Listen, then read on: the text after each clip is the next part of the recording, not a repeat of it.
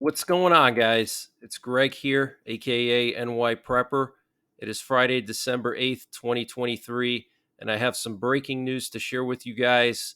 Right now, it is 4:06 p.m. Eastern Time here in the United States, and we have some major breaking news coming in from the Middle East. So, last night, the U.S. Embassy in Iraq, in Baghdad, came under attack from mortars and rockets, and the entire green zone in Baghdad came under attack. The green zone is an area of Baghdad where all the embassies are. And from what I have heard, is that there were multiple barrages of rockets, and at least four of those rockets targeted the U.S. Embassy compound. Okay. And U.S. defense sources confirmed that a rocket attack did, in fact, occur against the green zone. Okay. So this is huge news, guys. This is very, very serious. I told you that these Iranian militants were going to step up their attacks, and it's just going to get worse and worse, unfortunately. Okay. This is just the beginning. I think they're going to do more crazy stuff because we are failing to respond to these attacks. Okay, they've already attacked our bases over 100 times, and the Biden administration has barely responded at all. And in Yemen, they launched missiles at commercial ships, and they launched missiles and drones at our warships, and we have failed to respond to that. So they're going to continue to do this, okay? It's going to get worse and worse, and I'm very concerned about the holiday season, okay? We have Christmas and New Year's coming up. Please be on high alert. Avoid densely populated areas if you can. Avoid mass gatherings, okay? Christmas parades and New Year's parades, New Year's events. Try to stay away from those things if you can, okay? Stay at home and watch it on TV with your family. It's actually better that way sometimes too, because you don't have to stand outside in the freezing cold and deal with mass crowds of people and traffic. All right, but this is very, very serious, guys. Our embassy came under attack last night. I have some footage that I cannot share, unfortunately, here, but I saw multiple videos, and it looked pretty intense. They were blasting air raid sirens, telling people to duck and cover and get away from windows. All right, so very, very serious situation. And in addition to the U.S. Embassy, apparently the Union 3 forward operating base used by coalition forces was also attacked southwest of Baghdad by Iranian backed militants. And we also have some major breaking news coming from Bakersfield, California. Last night, a guy with a pickup truck drove into a crowd at a Christmas parade in Bakersfield, California. Apparently, the driver was arrested. He was a 72-year-old man. He drove a white Ford truck into a crowd of people at a Christmas parade in Bakersfield. Okay. Three people have been injured, ages 21, 42, and 77. They have been rushed to a local hospital and are in stable condition. We also have a man who allegedly fired rounds from his shotgun outside of a Jewish temple in Albany, New York, and he's been arrested. His name is Mufid al-Qadr, and his age is 28. And he was apparently shouting "Free Palestine" when he was firing off his shotgun outside of the temple. And the New York governor, who I'm not a big fan of, she actually has done the right thing here, and she put New York on high alert for terrorism, and she mobilized the New York State Police and the New York National Guard, and she made a strong statement condemning any kind of anti-Semitism. So that's good. I'll read to you exactly what she said here. She said, I am immediately directing the New York State Police and the New York National Guard to be on high alert and increase the existing patrols of at-risk sites we had planned for the Hanukkah holiday, including at synagogues, yeshivas, and community centers, and working closely with local law enforcement. This builds on the significant efforts we have taken to protect religious communities in the wake of the October 7 attacks. Make no mistake, the safety of Jewish New Yorkers is non negotiable. So, some strong statements there by the governor of New York. So, we're seeing a rise in terrorism, guys. Okay, things are just continuing to spiral out of control. And today we had more attacks on U.S. bases. We had the Al Assad base in the Anbar region of Iraq come under attack, and also another base in Syria called the Algiers airport in the suburbs of Hasaka was also targeted. So, three bases targeted today. We also have some breaking news that Hezbollah fired Birkin missiles at the Israeli army earlier today at the Al Raheb military site in the western part of northern Israel. And an Israeli army spokesman said that a number of missiles were fired from Lebanon towards several Israeli army sites in the border area. Okay, so Hezbollah stepping up their attacks. The militias in Iraq are stepping up their attacks. The Houthi rebels in Yemen are stepping up their attacks. We also have some breaking news that apparently earlier today, the Houthi rebels from Yemen ordered a commercial ship in the southern Red Sea to turn around and go back. In other words, the ship was trying to cross through the little strait there between Yemen and Africa. There's like a very small strait, a little passageway connecting the Red Sea to the Gulf of Aden. And the Yemen terrorists, the Houthis, ordered a ship to turn around and go back. Okay, so it's not getting any better, guys. It's just going to get worse and worse and worse. And yesterday I reported to you that senior Biden administration officials said that they think that it's not appropriate to respond to the attacks from Yemen. So that just tells us what's going to happen here. Okay, they don't plan to respond to these attacks on our warships, on commercial ships. Okay, they don't plan to respond. So it's just going to get worse and worse. Okay, it's like a kid who doesn't get punished when he does something wrong. Okay, if you punish the kid, ground him, take his toys away, whatever, he's not going to do the same thing he did before, right? Because he wants to keep his toys. So this is very, very serious what's going on here. And the New York Times is reporting that senior Israeli officials say that Iran's leaders have pressured Yemen's Houthis to expand the conflict against Israel. Iran's Islamic Revolutionary Guard Corps helped the Houthis in identifying the location of Israeli ships and vessels through an intelligence ship stationed in the Red Sea and an intelligence base in the southern part of Iran. So there you have it, guys. Okay, Iran is helping these terrorists attack our warships, our bases, commercial ships, and the Iranian foreign minister Hossein Abdollahian said that in the coming days it will be extremely frightening for Israel. Okay, I'll say that again. The Iranian foreign minister said in the coming days it will be extremely frightening for Israel. So I don't know if they're planning some kind of massive attacks here in the U.S. on Jewish communities and also attacks on Israel during the Hanukkah season. That would be crazy, guys, and that would also be biblical.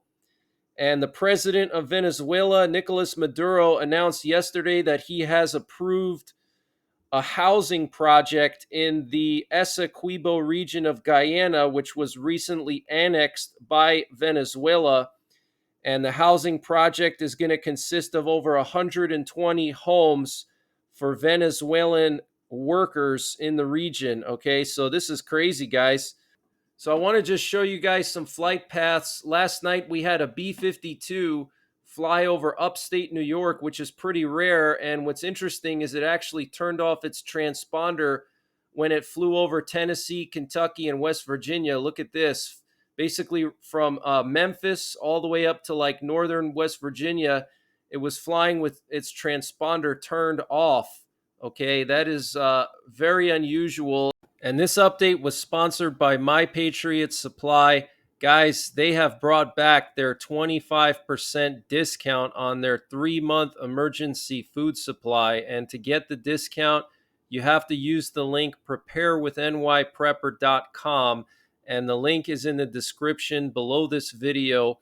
And this 3-month emergency food supply has a 25-year shelf life, and it's all contained within 6 rugged watertight buckets, so it doesn't take up a lot of space. Pretty much anyone can find the space in their home to fit 6 buckets, and it'll cover you for 3 months. And it's a variety of food: lunches, breakfasts, dinners, drinks, snacks, free shipping included, 25% off their normal price. Use the link preparewithnyprepper.com to get the discount. They also have a 2-week emergency food supply, which is excellent for outdoorsmen or people who go vehicle camping. You don't have to worry about rotating anything. You don't have to worry about your preps going bad. Just store this stuff in a temperature stable location, not too cold, not too hot, stable throughout the year, and it will last 25 years. They also have a general store. If you click the My Patriot Supply logo at the top of the page when you get to preparewithnyprepper.com, it'll take you to their general store where they have everything you can imagine, from potassium iodide to water filters, solar generators, solar panels, survival seeds, fire starters, anything you can imagine, it's all there. So use the link preparewithnyprepper.com to get 25% off of the My Patriot Supply 3-month freeze-dried food supply. And the link is in the description below this video. And the past week, we had a lot of B-52s in the air over the U.S. We had a lot of nuclear war command and control planes in the air over the U.S. So our forces are on high alert right now.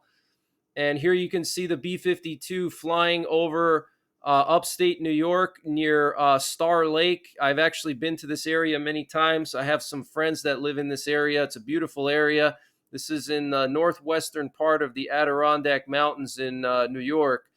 And it was just looping right outside of Fort Drum. This is really unusual, guys. And here we have a Sikorsky MH-60 Seahawk operated by the U.S. Navy, and it took off from the Dwight Eisenhower aircraft carrier. This was last night, so now we know where the Dwight Eisenhower aircraft carrier is located based on the flight path of this helicopter. And it's basically right in the middle of the Persian Gulf. Okay, you can see basically dead center of the Persian Gulf, right across from Bahrain and Qatar. Okay, so they're basically set up to launch strikes on Iraq and Iran if they need to. Okay, all of Iran is within striking distance now, and all of Iraq as well. If they want to go after the Iranian militias that are in Iraq, they have the assets to do that. They have dozens of fighter jets. They have destroyers with Tomahawk missiles. Okay. So if they choose to do that, they have the equipment needed. We also have another aircraft carrier strike group in the Eastern Mediterranean, and we have a nuclear armed submarine in the region as well, the USS Florida. And here we have some more U.S. military activity over the Middle East. We have an aerial refueler over northern Iraq. We have a sub-hunter plane and an AWACS plane active off the coast of Lebanon and Israel. And here we have a British aerial refueler and a British fighter jet flying into Iraq. And the British fighter jet turned off its transponder as it got closer to Iraq, which is really interesting. So they flew all around Israel, they flew into Jordan, and then they flew into Iraq. And the aerial refueler kept its transponder on, but the Eurofighter Typhoon turned its transponder off. So I don't know if they're going to be launching strikes on these Iranian militants in Iraq. We'll have to wait and see. And here we have the aerial refueler operating in northern Iraq. And here we have an aerial refueler operating in the Persian Gulf. Anytime you see aerial refuelers in the air for this long of a period, it means something's going on. They're refueling something or they're on standby.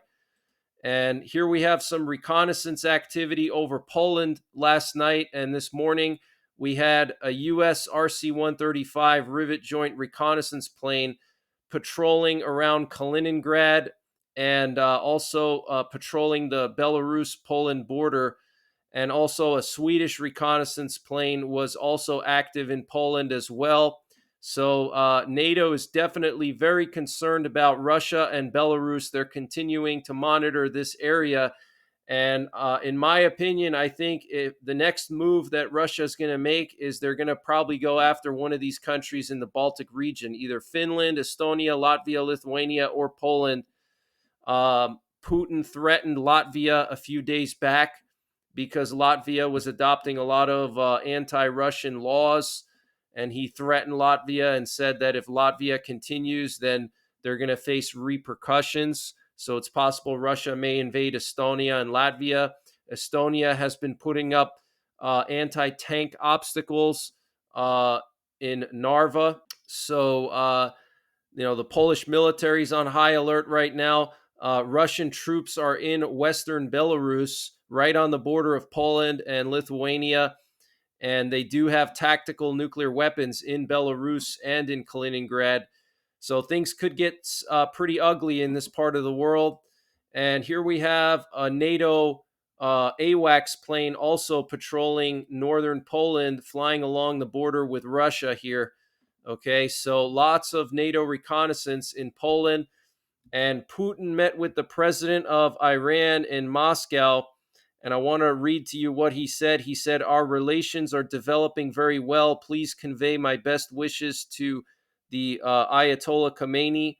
And he said, "Thanks to his support, we have gained good momentum over the past year. It is very important for us to exchange views on the situation in the region, especially with regard to the situation in Palestine." So this is serious, guys, for the Iranian president to go to Moscow to meet Putin in person is very serious, okay?